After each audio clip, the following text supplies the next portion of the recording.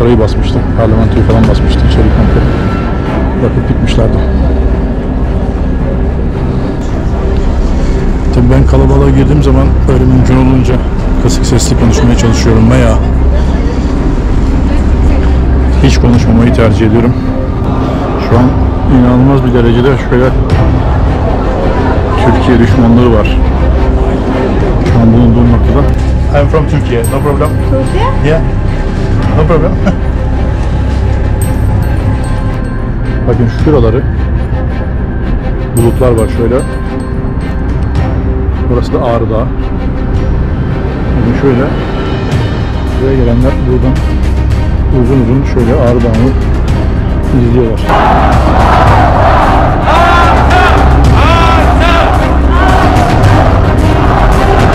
Ermenistan'ın başkenti Erivan'dan herkese tekrardan selamlar, saygılar, sevgiler. 4 gündür Erivan'dayım. Ortalık gerçekten çok gergin. Aşırı derecede insanlar sinirli ve yüksek oranda Türkiye düşmanlığı var, Türk düşmanlığı var. Hatta kendi başkanları Paşinyan'ı bile Türk diye suçluyorlar. Kendilerince öyle takma bir isim takmışlar. Türk Paşinyan diyorlar. Bu arada Erivan içerisinde şu sıralar video çekmek inanılmaz zor bir iş. Yani Türkçe konuşmamanız lazım. Türkçe konuştuğunuzu öğrenirseler farklı şeyler olabilir. Birkaç böyle denedim aslında. Birkaç kişiyle Türk olduğumu falan söyleyip bir tepkilerini ölçmeye kalktım. Direkt olarak saldırganlaşıyorlar. Maalesef ki şu an burada bir Türk vatandaşının bulunması zor demiyorum. Gerçekten ve gerçekten çok tehlikeli. O yüzden şu sıralar mümkünse Ermenistan'dan uzak durun derim. Yaklaşık 1-2 gün sonra ben de Erivan'dan çıkmayı düşünüyorum. Şimdi yol üzerinde bakalım yine Erivan'da nelerle karşılaşacağız. Bilmiyorum, belki uygun olursa insanlarla bir kontağa girip iletişime geçmeye çalışacağım. Ne kadar doğru olur bilmiyorum. Şimdi ne diyoruz? Ermenistan Erivan gezi videosu başlasın. İyi seyirler dilerim. Evet, şehrin hemen hemen her yerinde şöyle polis araçları falan sürekli devriye halindeler. Şehir içerisinde. Tabii ben kalabalığa girdiğim zaman öyle mümkün olunca kısık sesli konuşmaya çalışıyorum veya hiç konuşmamayı tercih ediyorum. Biraz böyle bir Türkçe konuştuğumu duydukları an hızlı bir şekilde böyle bakıp tepki veriyorlar. Ve sinirli bir şekilde bakıyorlar aynı zamanda. Yani burada şu an bulunmak hiç doğru bir zaman değil diye düşünüyorum. Evet, Erivan içerisinde gezerken şöyle bir Zafer Parkı dedikleri bir parkın içerisine geçtim. Şimdi buradan karşıya doğru geçeceğim. Burada böyle bu tür meydanlara sürekli isimler takmışlar. Avrupa Parkı, Zafer Parkı, bir farklı isimleri var.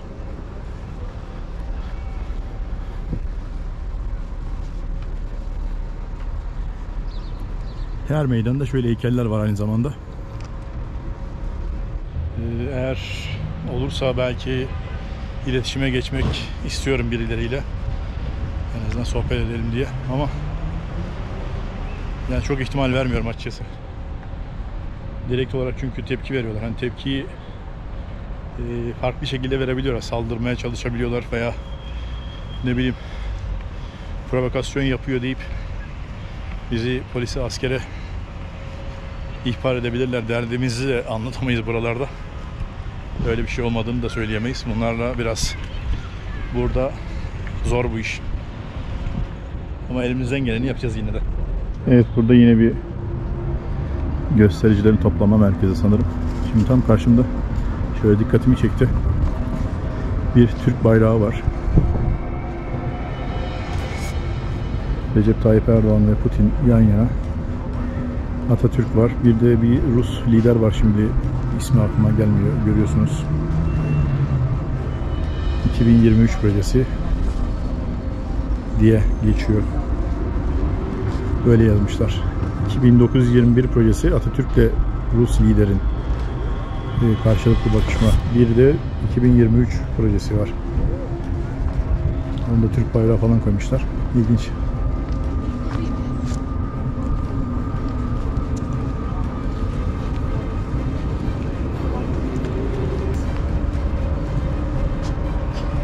Evet. Şöyle bir resim koymuşlar.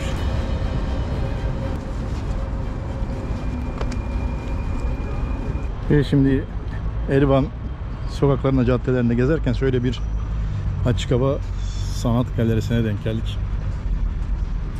Burada şöyle yaptıkları portreleri, çizdikleri resimleri falan sergiliyorlar, bakın.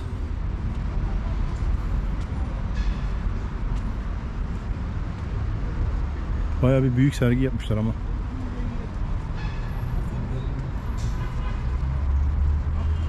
Bakar mısınız?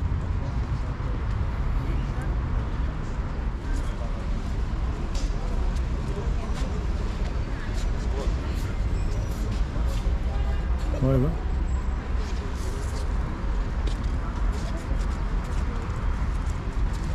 YouTube channel, no problem? No problem. Okay. Where are you from? Turkey. Turkey. No problem. No problem? No problem. Okay. No problem. Maybe problem. No. Lots of people. I speak in English a little, but normal people. Yes, Turkey, normal no tourist. problem. Because maybe you No artist, soldier. maybe variety, No. maybe normal. Yes, Normal. yes. What is your name? Alex. Alex. My Yes, name is Alec. Fuat. Alec. Yeah. What's Fuat. what? Fuat. Fuat. Yes. Istanbul. Istanbul. From Yes. Istanbul. Yes. Very good. Thank you. Thank you. Thank you. Evet, abimizle şöyle ufak bir sohbet ettik. Sanatsal çalışmalar yapan bir abimiz.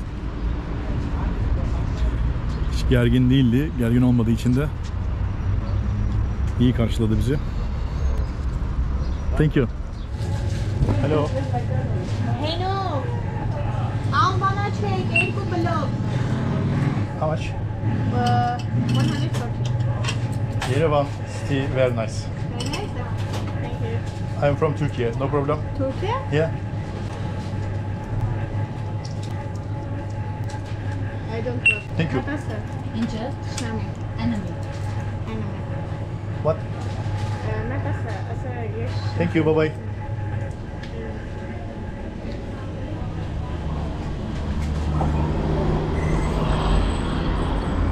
Evet arkadaşlar, şimdi bir su aldım sadece kasiyerdeki en kibar haliyle bu tepki. Normalde aslında tepki bile vermedi, cevap da vermedi. Arkadaş çok kibar bir arkadaştı. Ama hani kurumsal bir markada çalışmış olmanın sorumluluğuyla hareket ettiği için normal şartlarda farklı bir yere denk gelsek çok daha farklı bir tepki verebiliyorlar. Bu arada görüntü kalitesi biraz böyle bozuk olabiliyor, yamuk olabiliyor çünkü tripod kullanmıyorum şu an. Kamerayı avucumun içine aldım. Buradan bu şekilde çekim yapıyorum. Tripod çok göze batıyor çünkü. O yüzden tripodtan uzak duruyoruz şu an. Şimdi arkadaşlar bu bahsettiğimiz Ararat Dağı'nı, yani Ağrı Dağı'nı gören seyir terasına şöyle merdivenlerden çıkıyorduk ya. Bir de bunun iç kısmı da varmış. Bunu öğrendim. İçeriden böyle yürüyen merdivenlerle direkt çıkabiliyorsunuz üste doğru. Bu benim için daha iyi oldu şu an. Bir de oradan bir görüntü aktarayım istedim size. Evet arkadaşlar, bir önceki videolarda biliyorsunuz seyir terasına çıkmıştık. Buradan Ararat Dağı'nı, yani Ağrı Dağı'nı görebiliyorsunuz. Buraya gelen turistler ve özellikle Ermeni vatandaşlar, Ermenistan halkı şu karşımızdaki Ağrı Dağı'na, onların deyimiyle Ararat Dağı'na gelip şu karşıdan hem şehri izliyorlar. Şimdi birazdan oraya geçiyoruz. Hem de karşıda dağı görüyorsunuzdur. Biraz daha yaklaşınca daha bir netleşecek. Özellikle bu saatte geliyorlar. Uzun uzun saatlerce karşıdaki Ararat Dağı'na, yani Ağrı Dağı'na buradan bakıyorlar. Bu dağın hikayesi de Nuh'un gemisi bu Ağrı Dağı'na inmiş ve sonrasında oradan bir insan, orada bir medeniyet kurmuş. O kişi de burada yaşayan Ermeni toplumunun atasıymış diye inanıyorlar. Bakın şöyle yaklaştık. Şimdi burası şöyle bir yapı var burada, bilmiyorum. Herhalde bir şey yaparken sonra kapatmışlar burayı. Terası kapatmasın diye herhalde, tam bilmiyorum. Belki bir şey mi yapılacak buraya. Şurada çağlayan dedikleri merdivenler var. Eski zamanlarda buradan su akıyormuş sanırım oraya. Onu sembolize eden yine sular var aşağı doğru akan. Başkanlık Sarayı karşıda. Şurası da tam karşıda. Şöyle parmağımla göstereyim. Bakın şuraları. Bulutlar var şöyle. Burası da Ağrı Dağı. Bakın şöyle. Buraya gelenler buradan uzun uzun şöyle Ağrı Dağı'nı izliyorlar. Evet, gündüz gözüyle buradaki Ağrı Dağı'nı görememiştik seyir terasından. Şimdi Ağrı Dağı'nı da buradan gündüz gözüyle gördük. Yani Türkiye'nin olduğu toprakları. Buraya, Ermenistan'a, özellikle Erivan'a çok sayıda Rus turist geliyor. Aynı zamanda benim de görmüş olduğum kadarıyla Rusya'da askere gitmek istemeyenler, Rus vatandaşları buraya kaçıyorlar, Ermenistan'a geçiyorlar ve burada yaşamaya devam ediyorlar. Birçoğu buralarda bir şeyler yapıyor, bir iş yapıyor. İşte öğretmenlik yapıyor, Rusça öğretmenliği yapıyor. Çünkü Rusça Ermenistan'da hala aktif olarak kullanılan bir dil. Her ne kadar Ermenice birinci dil olsa da Rusçayı da çok iyi konuşuyorlar, çok iyi anlıyorlar. Veya onun haricinde burada işte kalıp ticaret yapanlar var veya emekli olanlar var. Emekli olup da gelenler de var. Tabii gezmeye de gelenler var. Avrupa'nın farklı yerlerinden de gezmeye gelenler var. Ermenistan'a, özellikle Erivan'a. Diğer şehirlere çok fazla gidilmediğini duydum. Güvenlikle alakalı sıkıntı yaşanabiliyormuş şu son dönemlerde özellikle. Benim de niyetim vardı aslında, farklı bir şehire geçeyim dedim buradan.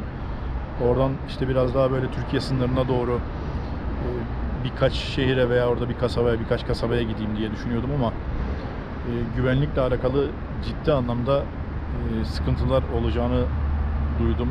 O yüzden Erivan'dan başka bir şehre şimdilik gitmek istemiyorum. Zaten Erivan'a gelişimde 21 günlük vize verdiler. Sonrasında bir daha gelir miyim derseniz Ermenistan'a, yani pek düşünmem açıkçası. Hatta ve hatta Türkiye ve Türk düşmanlığı da var diyebilirim. Çünkü burada çocukluktan beri vatandaşlarını hep bir düşman olarak yetiştirmişler. Hep bu şekilde büyüyor. Müzeler gezdiriyorlar vesaire vesaire derken halka hep bunu empoze ediyorlar. Büyüyen çocuk da direkt olarak ilk bildiği şey Türk düşmanlığı. Umarım bu inandıkları düşmanlık kendi kafalarında biter. Eminim ki Türk insanında böyle bir düşmanlık yok. En azından kendimden biliyorum ve çevremden biliyorum. Türk insanı merttir. Türk insanında bir kin gütme olayı yoktur. Tabii ki de yapılan yanlışları asla unutmayız. Yapılan haksızlıkları asla unutmayız ama fakat herhangi bir düşmanlık hiç kimseye beslemiyoruz. Muhtemelen burada Ermenistan, Erivan'da son gecem. Tabii ki de Türkiye içerisinde pek çok Ermeni vatandaşımız var. Fakat onlar bile buraya gelseler, eğer ki iyi derecede Ermenice veya Rusça bilmiyorsalar burada sıkıntı yaşarlar. Zaten Türkiye'den geliyorsanız sizin burada bir turist olduğunuzu veya bir misafir olduğunuzu falan düşünmüyorlar. Sizin buraya onlara zarar vermeye gelmiş bir milletin insanı olarak olduğunuzu düşünüyorlar. Benim gördüğüm bu şekilde. Şu anda bildiğim kadarıyla Ermenistan içerisindeki tek Türk vatandaşı benim. Normalde vize olayı biliyorsunuz savaştan önce, yani Azerbaycan ve Ermenistan savaşından, çatışmalarından önce daha doğrusu vize olayı vardı. Kapıda vize 35 dolar, online vize 7 dolardı. Bu çatışmalar başlamadan önce ben vizemi aldım ve sonra vize olayını da kapatmışlar. Ve ben içeriye girerken de zaten sınır kapısında sınır polisi şu an içerideki bulunan tek Türk sensin dedi. Tek Türk sen olacaksın dedi. Gözümüz üzerinde, kalabalıklardan uzak dur diye söyledi. Ve senin ülkenin burada herhangi bir konsolosluğu, irtibat bürosu yok. Başını derde sokma diye söylemişti. Evet, şimdi şehrin farklı yerlerine geçelim. Ապա իշխանությունները անում են ամեն ինչ, որ ուսանողները դասադուլ չանեն։ Եվ ահա մենք լուր ստացանք, որ Երևանի պետական բժշկական համալսարանի ռեկտոր Արմեն Մուրադյանը սպառնում է ուսանողներին հեռացնել, եթե նրանք մասնակցեն դասադուլին։ Ես այսօր ստացա հետևյալ գրառումը։ Evet, şöyle çok küçük şirin bir araba yapmışlar. İçerisi hediyelik eşya dolu, magnetler. Şöyle Ermenistan logoları, magnetleri.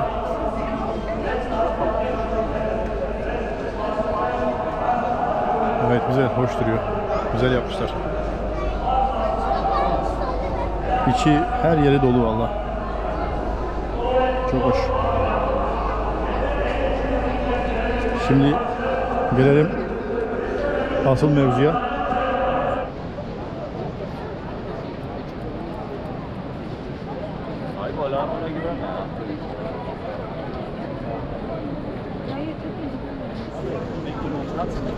O herkes önüne koşuyor. Ben de yerimi alayım valla.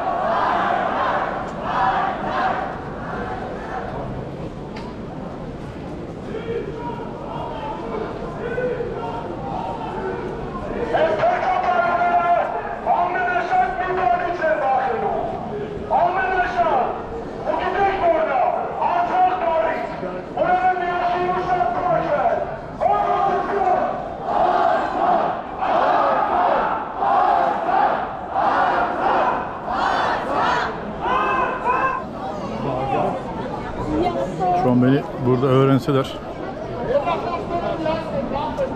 beni burada linç ederler.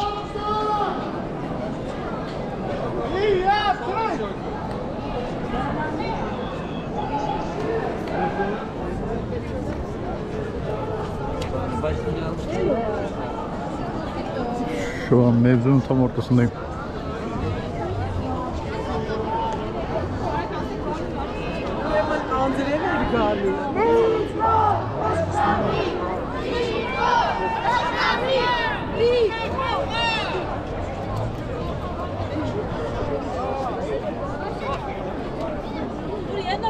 Bakın göstericilerin bir kısmı burada. Şu anıt kenarında resimler çekiliyorlar.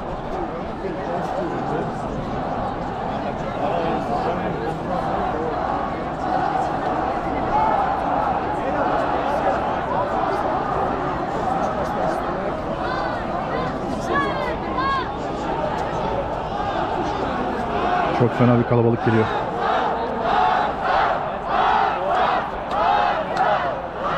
Aynı zamanda burada gazeteciler falan.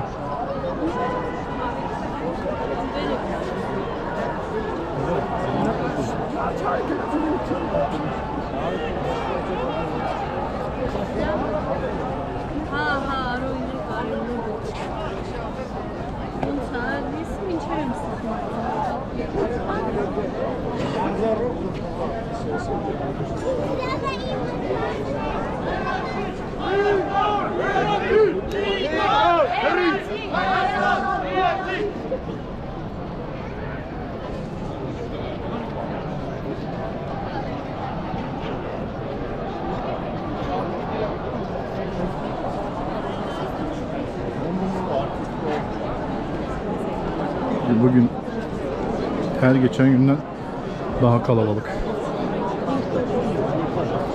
Önceki günlerden daha kalabalık bugün. Her akşam bu saatlerde bir toplanıyor herkes. Protestolara başlıyorlar. Bazen zaman zaman tansiyon çok yükseliyor. Ve polisle böyle karşı karşıya da geliyorlar. Evet, şu an görüyorsunuz. Başkanlık Sarayı'nın önündeyiz. Polisler, çevik kuvvet. Sanayinin önünü, girişini kapatmışlar.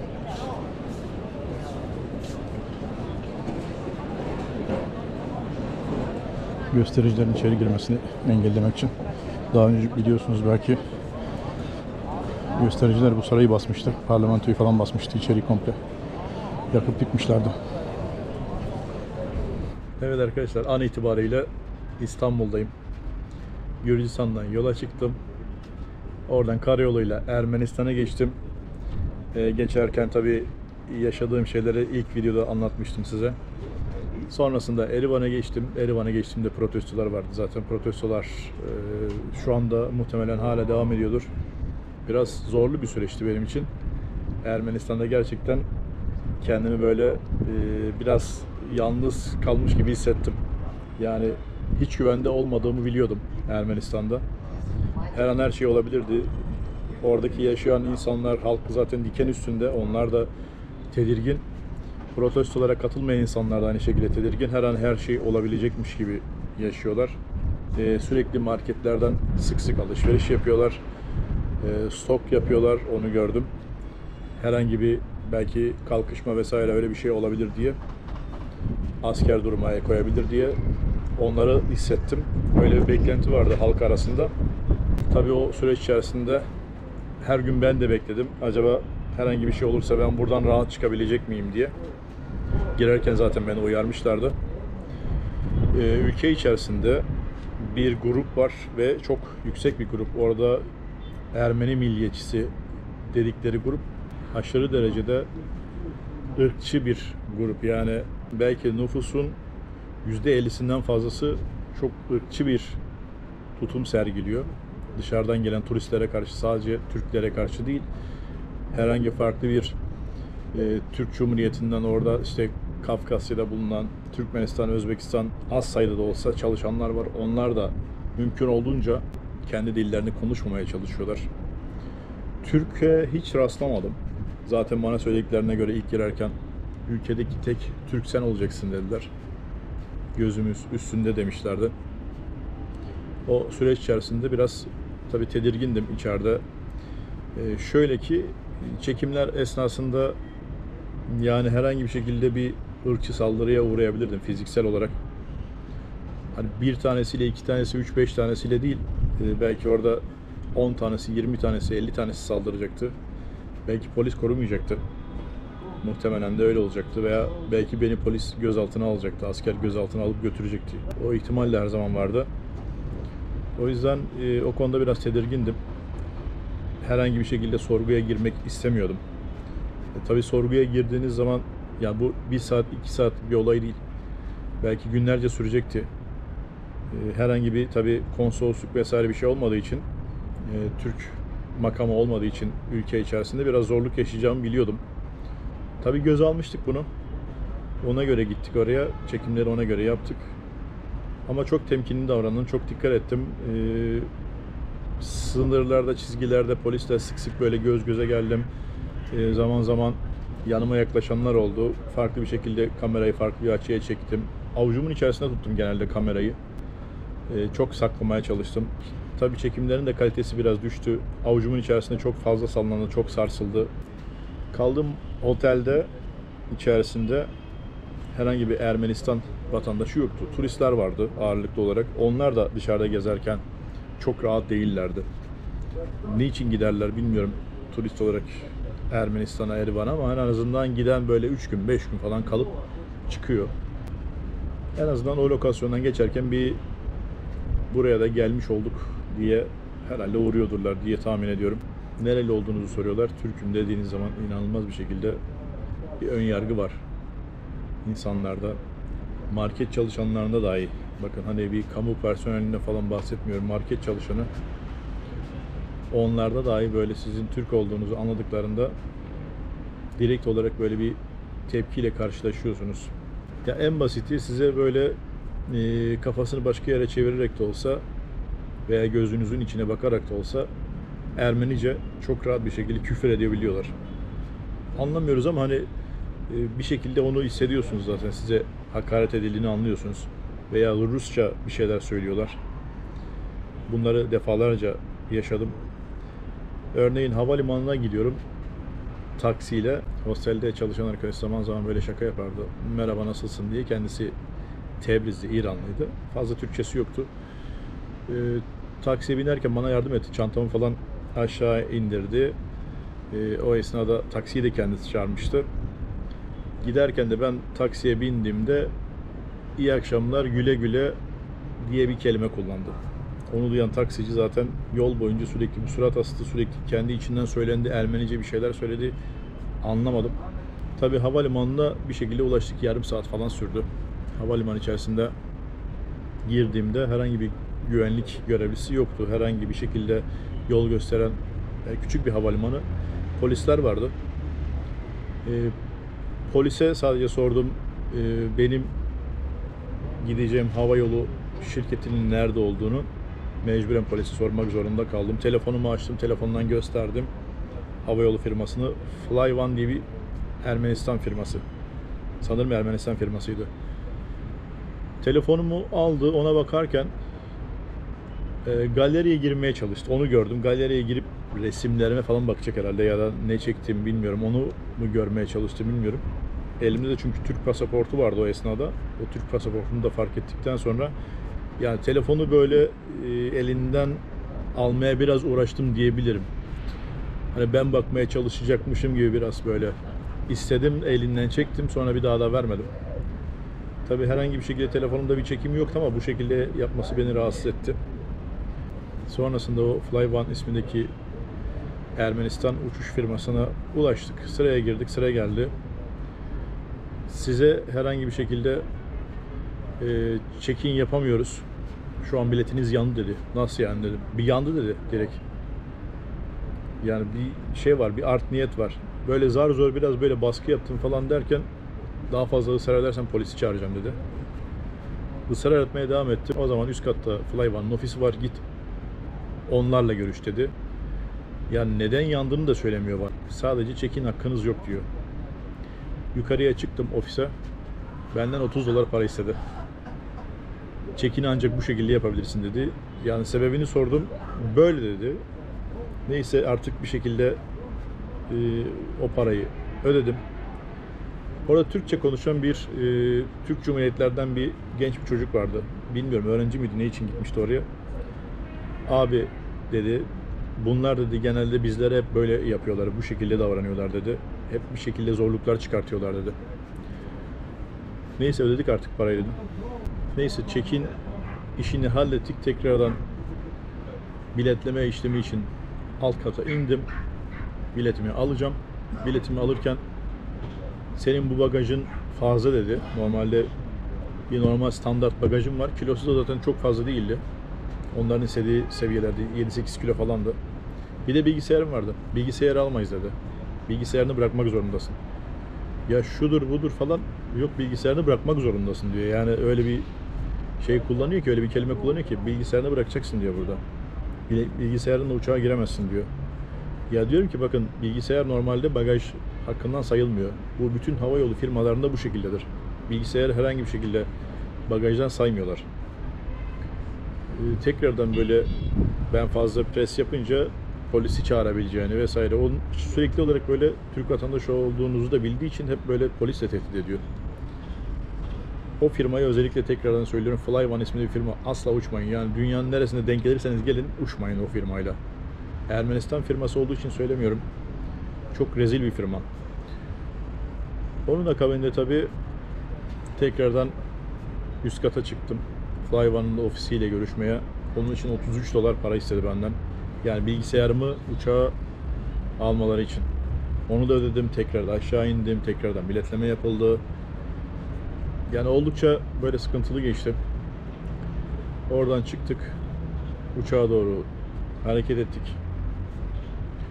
Uçağa girmeden önce bilirsiniz, otobüslerle bazı yerlerde uçağa taşıma yaparlar. Küçük böyle minik otobüslerle. İsimleri nedir bilmiyorum, şimdi hatırlamıyorum. O otobüsün içine girdim. Tam böyle ortadayım.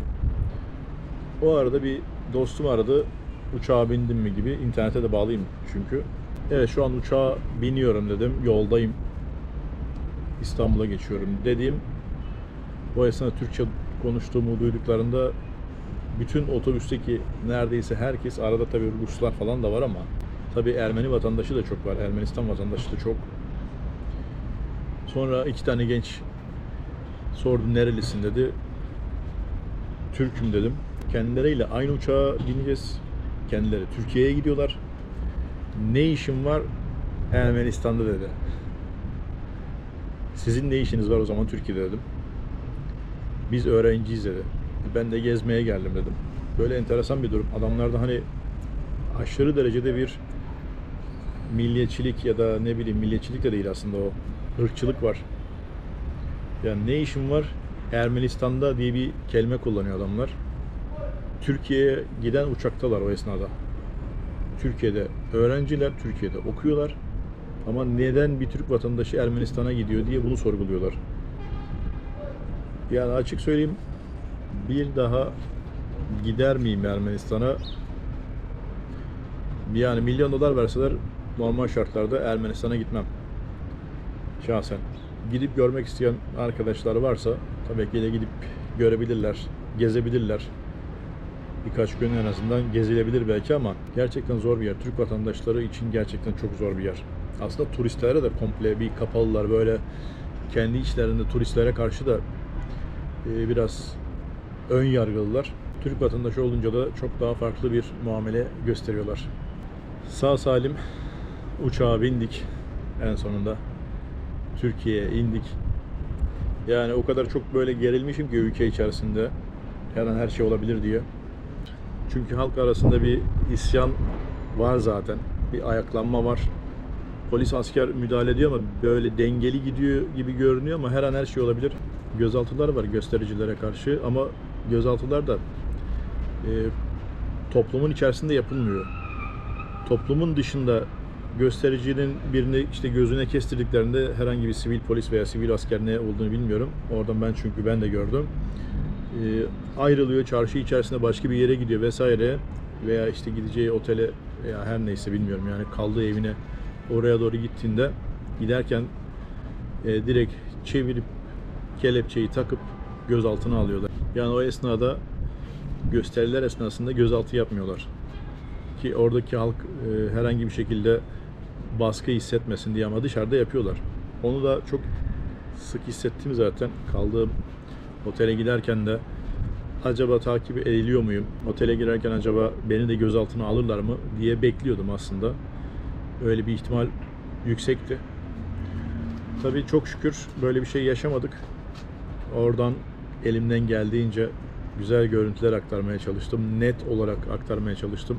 Umarım siz de 4 tane hazırladığım videomu da beğenmişsinizdir. Bu Ermenistan'dan son videomdu.